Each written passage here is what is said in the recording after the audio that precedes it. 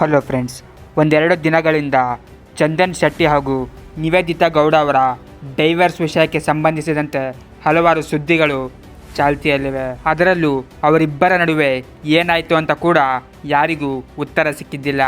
ಅದಕ್ಕೆ ಖುದ್ದು ಚಂದನ್ ಶೆಟ್ಟಿ ಅವರೇ ಉತ್ತರ ಕೊಡಬೇಕು ಅಂತ ಕರ್ನಾಟಕ ಜನತೆ ಕೇಳಿಕೊಂಡಿತ್ತು. ಇದರ ನಡುವೆ ಹಲವಾರು ಟ್ರೋಲರ್ಸ್ಗಳು ಸೃಜನ್ ಲೋಕೇಶ್ ಅವರನ್ನು ಕೂಡ ಈ ಕಾಂಟ್ರವರ್ಸಿಯಲ್ಲಿ ಎಳೆದುಕೊಂಡು ಬಂದಿದ್ದರು. ಈ ವಿಷಯಕ್ಕೆ ಸಂಬಂಧಿಸಿದಂತೆ ಕ್ಲಾರಿಟಿಗಳನ್ನು ಕೊಡೋಕ್ಕೆ ಖುದ್ದು ಚಂದನ್ ಶೆಟ್ಟಿ ಹಾಗೂ ನಿವೇದಿತಾ ಗೌಡ ಅವರು ಇವತ್ತು ಸುದ್ದಿಗೋಷ್ಠಿಯನ್ನು ಕರೆದಿದ್ದರು. ನೀವು ಈ ಫೋಟೋಗಳಲ್ಲಿ ನೋಡ್ತಾ ಇರ್ಬೋದು, ಅವರಿಬ್ಬರು ಸುದ್ದಿಗೋಷ್ಠಿಗೆ ಜೊತೆಯಲ್ಲೇ ಬಂದಿದ್ದರು.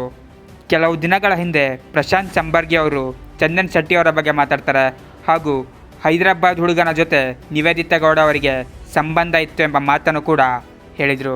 ಸುದ್ದಿಗೋಷ್ಠಿಯಲ್ಲಿ ಈ ವಿಷಯವನ್ನು ಪ್ರಸ್ತಾಪಪಡಿಸುತ್ತಾರೆ ಚಂದನ್ ಶೆಟ್ಟಿ ಅವರು ಹಾಗೂ ಪ್ರಶಾಂತ್ ಸಂಬರ್ಗಿ ನನಗೆ ಪರಿಚಯ ಅಷ್ಟೇ, ಅಂಥ ಕ್ಲೋಸ್ ಫ್ರೆಂಡ್ ಅಲ್ಲ ಅಂತ ಹೇಳ್ತಾರೆ.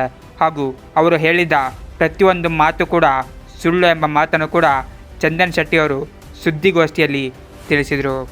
ಅದಕ್ಕೆ ಕೇಸ್ ಏನಾದರೂ ಹಾಕ್ತೀರಾ ಅಂತ ಪತ್ರಕರ್ತರು ಕೇಳಿದಾಗ ಅದಕ್ಕೆ ಉತ್ತರಿಸಿದ ಚಂದನ್ ಶೆಟ್ಟಿ, ಇದು ಏನಾದರೂ ಮಿತಿ ಮೀರಿ ಹೋದರೆ ನಾನು ಕೇಸ್ ಹಾಕೋಕ್ಕೂ ಕೂಡ ರೆಡಿ ಎಂಬ ಮಾತನ್ನು ತಿಳಿಸಿದರು. ಈ ಕೇಸ್ ಇನ್ನೂ ಎಲ್ಲಿಗೆ ನಿಲ್ಲುತ್ತೋ ಗೊತ್ತಿಲ್ಲ.